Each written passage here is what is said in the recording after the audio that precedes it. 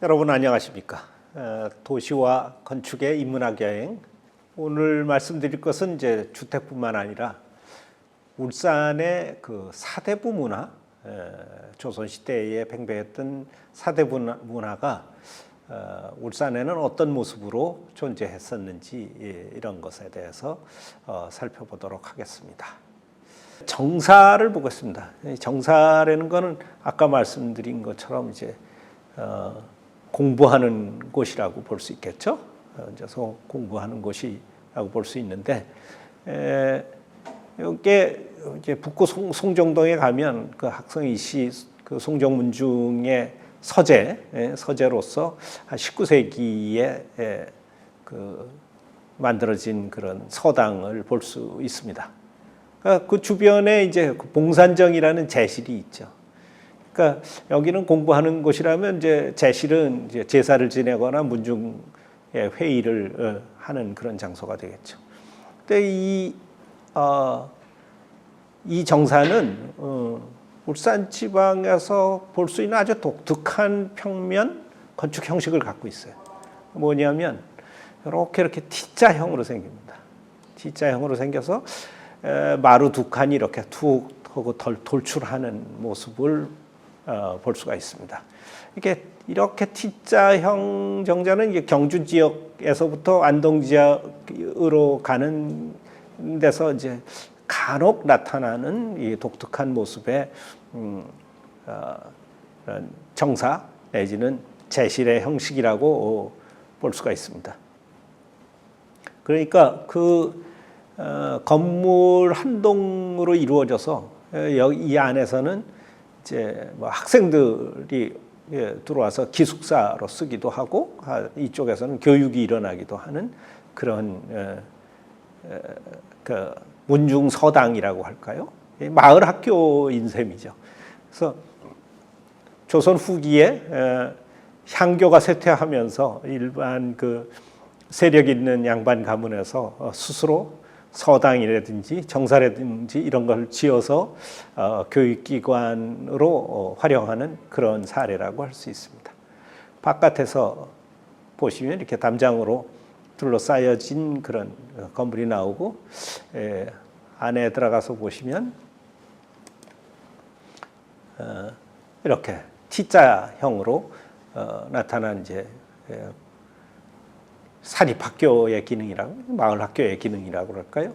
뭐 이런 요소를 볼 수 있습니다. 이 역사로 보면 여기에서 그 유명한 박상진 의사가 여기 잠시 거주하기도 했다는 그런 연혁을 또 찾아볼 수도 있습니다. 굉장히 중요한 또 울산 지역 사대부 문화의 예라고 볼 수 있겠습니다. 자, 본격적인 그 양반 주택을 한번 살펴보도록 하겠습니다. 양반 주택의 사례도 경상북도 지역에 비하면 뭐 턱도 없이 부족한 아주 희귀한 예이긴 합니다. 근제공 고택이라는 것은 이제 학성 이씨의 파종가인데, 그러니까 아까 이해 선생의 11대 손이라고 해서 조선 후기에 건립된 그런 집입니다. 파종가 종가집이죠, 종가집. 자, 전체를 보면 이렇게 생겼습니다. 여기가 대문체가 있고, 여기 사랑채가 있고, 여기 이제 곡간채 같은 게 있습니다. 그래서 사랑채를 거쳐서 중문을 거쳐 들어가면 여기가 안채가 되고, 여기 이제 사당이 만들어집니다. 그렇게 크거나 화려하거나 뭐 권위가 있지는 않은데, 작지만 갖출 것은 모두 갖춘 그런 집이라고 할 수 있겠습니다. 요게 사랑채의 모습이고, 요게 안채로 들어가는 중문의 모습입니다. 우리 그 흔히 조선 시대의 사대부 주택을 공부할 때 가장 중요한 게 뭐냐면 성리학적 생활 양식을 담았다. 그런 것이 중요합니다. 성리학적 생활 양식의 가장 중요한 것은 무엇이냐? 사람 사이의 예의와 관계를 아주 대단히 중시하는 게 성리학인데, 그래서 이 성리학의 규범에 따라서 집에서 생활해야 하는 규범, 이걸 가례라고 부릅니다. 이 가례라는 것이 제일 유명한 스탠다드 가례가 뭐냐면 주자 가례입니다. 그러니까 주자 선생님이 쓴 집에서 지켜야 하는 예의, 뭐 이렇게 풀이할 수가 있겠죠. 이런 것들을 어떻게 주택의 공간과 건축에 담아낼 것인가, 이게 이제 조선시대 사대부 주택의 어떤 특징이 된다고 할 수 있습니다. 그 중에 제일 중요한 게 부부 유별이라는 규범이죠. 그러니까 부부 유별이라는 게 뭐냐? 부부는 서로 하는 일이 다르다, 역할이 다르다, 이런 뜻인데, 그래서 부부는 서로 다른 생활 공간에서 살면서 서로 떨어져서 예의를 지켜야 한다. 그래서 이 안에 내자와 바깥의 외자 써서 내외 관계라고 하죠. 그러니까 여자는 집안의 안쪽의 일을 맡고 남자는 집 밖의 일을 맡아서 서로 간섭하지 말아라, 이런 뜻입니다. 그러다 보니까 남성이 생활하는 영역과 여성이 생활하는 영역을 아주 철저하게 구분하는 것, 이게 이제 조선시대 양반주택의 특징이다, 이렇게 볼 수 있습니다. 그래서 남사들이 생활하는 영역을 사랑채라고 하고 여자들이 생활하는 영역을 안채라고 해서 안채와 사랑채는 이 담이나 이 문 같은 걸 둬서 서로 프라이버시를 침해하지 않도록 하는 것이 대단히 중요했다. 그것이 조선시대 사대부가의 특징이고, 또 이런 특징들이 근제공고택에서 잘 나타나고 있다, 이렇게 볼 수 있습니다. 또 하나 조선시대 양반주택의 특징은 조상을 모시는 사당을 갖고 있다는 점입니다. 그러니까 제례를 엄청 중요시 여겼는데 사대부들이 돌아가신 조상에게 어떻게 예의를 표해야 되느냐, 그분들이 늘 살아있는 것처럼 집의 한쪽 편에다가 그분들을 기념할 수 있는 그런 장소를 만들고 거기에 늘 제사를 지내는 그런 공간으로 사용했다. 그게 이제 사당입니다. 사당이 있다는 것은 바로 이제 종가의, 이 집이 종갓집이다라는 것을 잘 보여주는 그런 모습이죠. 그러니까 이게 집집마다 사대부들은 사당을 만들어서 조상에게 제사를 지내야 한다라는 그런 규범은 이미 이제 고려 말에 정몽주 때부터 나온 건데, 이런 것이 본격적으로 양반주택에 적용된 것은 16세기 이후의 일이다, 이렇게 볼 수가 있습니다. 관료로서 또는 아주 대지주로서의 양반주택이라기보다는 조선 후기에 지방에서 자주 나타나는 어떤 분홍형 사대부들의 그 주택의 성격을 많이 갖고 있다, 이렇게 말씀드릴 수 있습니다. 자, 그 다음에 이제 박상진 의사 생가를 한번 살펴보도록 하겠습니다. 요거는 북구 송정동에 있는 집인데요.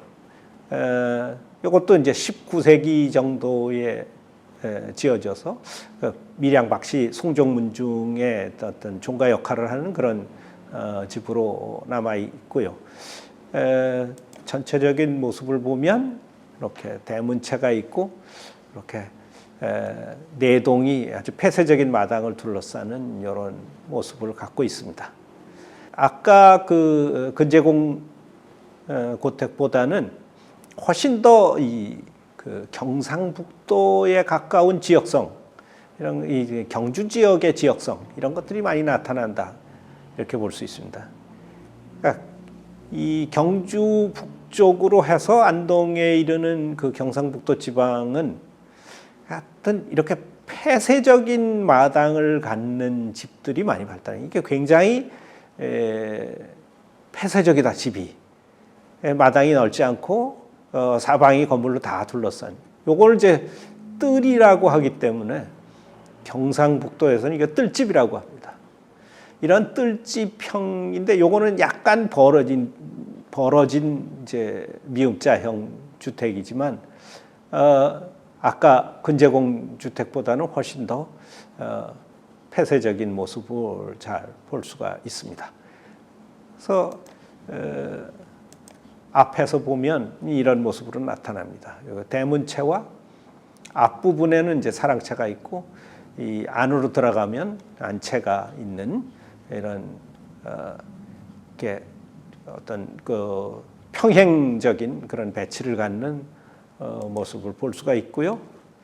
자, 안에 들어가서 보시면 요게 이제 대문체가 되고 들어오면 요게가 사랑채가 됩니다. 그 사랑채 사이로 중문이 있어서 안채로 들어갈 수 있는데 안채로 들어가려면 반드시 사랑채를 거쳐야 들어갈 수 있으니까 함부로 안쪽으로 들어가기는 어려웠다. 이렇게 말씀드릴 수가 있습니다.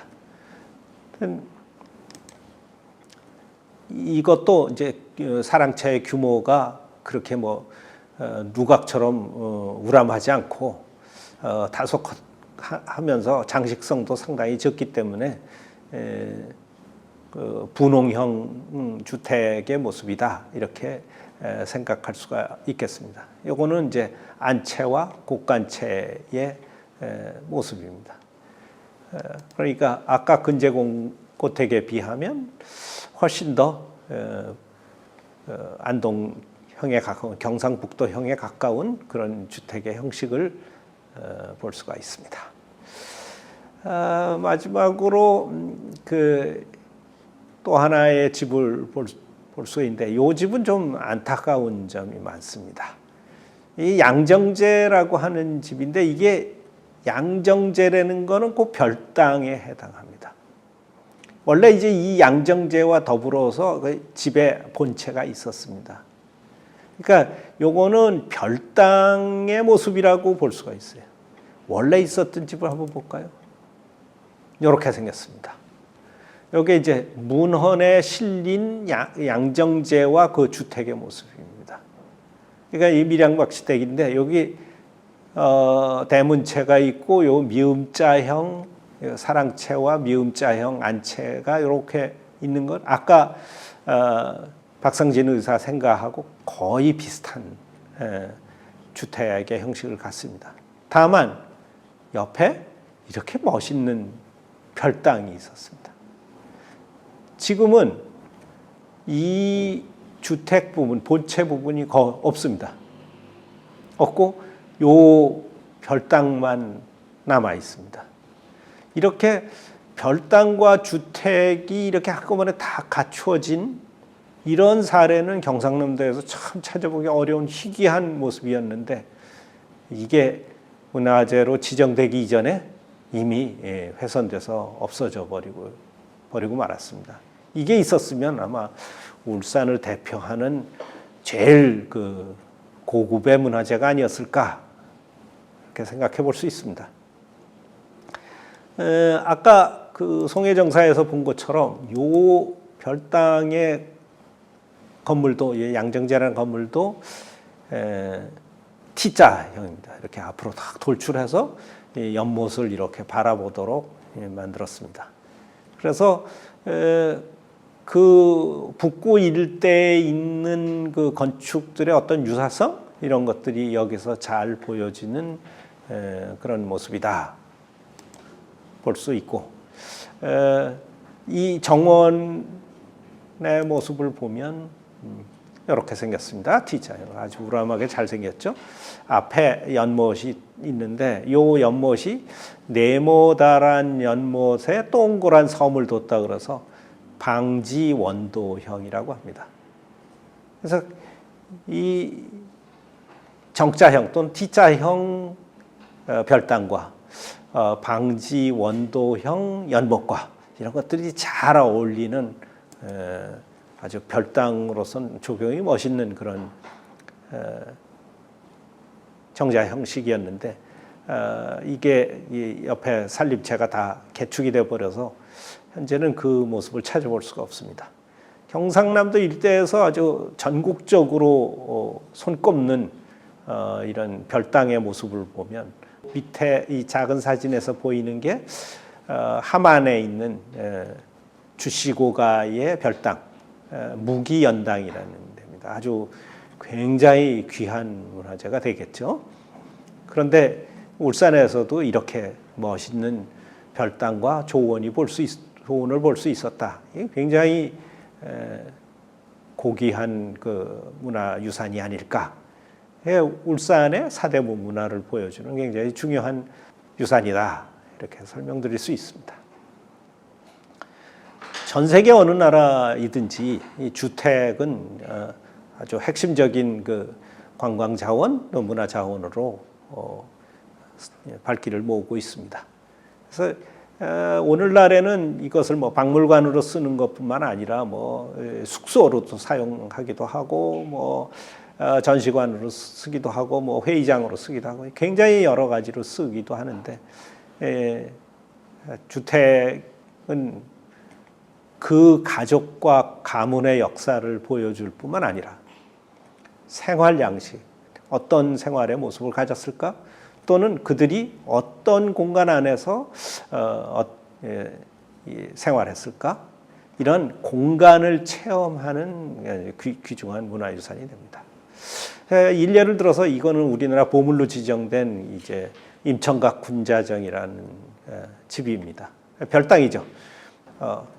그 종가에 그 딸린 별당이 되는데 여기서 그 나중에 그 독립운동을 하셔서 이 집안이 굉장히 유명하신 분이죠. 예전에 그 일본인들을 모시고 이 집에 가서 하룻밤을 묵은 적이 있는데 일본인들이 이 집의 내력과 이 가문의 독립운동사를 듣고 나서 이제 무릎을 탁 꿇고 이 사죄하는 모습을 한번 본 적이 있습니다. 그래서 이 문화재가 그냥 건축으로서만 존재하는 게 아니라 어떤 역사로서 충분히 그 가치를 갖고 있지 않을까 이렇게 생각합니다. 이 집은 아주 특이하게 생긴 집이죠. 세계 근대 건축의 세 거장이 있는데 세 거장 중에서 미스 반데로에라는 사람이 지은 그 판스워서 하우스라는 집입니다. 시카고에 있습니다. 시카고 근교에 있는데 이게 이제 뭐 20세기에 지어진 거죠. 그런데 미국 사람들이 엄청나게 귀하게 생각합니다. 저 근교에 있지만 이 집을 구경하려면 그 전날 다 예약을 해서 별도의 버스를 타고 거기 들어가야 되고 이 주변을 전부 뭐 전기, 철문 뭐 이런 걸로 다 경계를 하고 있습니다. 이 집 하나 구경하는 것도 굉장히 영광으로 생각해야 됩니다. 그럴 만큼 그 사람들이 이 주택 하나하나에 갖는 정성이 엄청나게 크다고 할 수 있겠죠. 오늘날 울산에 있는 주택들은 그렇게 용도가 아주 적극적으로 활용되고 있지는 않으나 앞으로 저것을 잘 발굴하면 이제 울산의 그 역사와 울산의 사대문 문화를 되새길 수 있는 굉장히 귀한 문화재가 되리라고 저는 생각합니다. 울산이라는 것이 어떤 동네였던가, 특히나 조선시대 때 울산이 어떤 사대부 문화를 가졌던가 하는 것들을 모두 살펴보았습니다. 자, 여러분들 그간 의미가 있으셨는지 잘 모르겠습니다. 여러분들이 울산을 이해하는데 조금이나마 보탬이 됐으면 좋겠습니다. 감사합니다.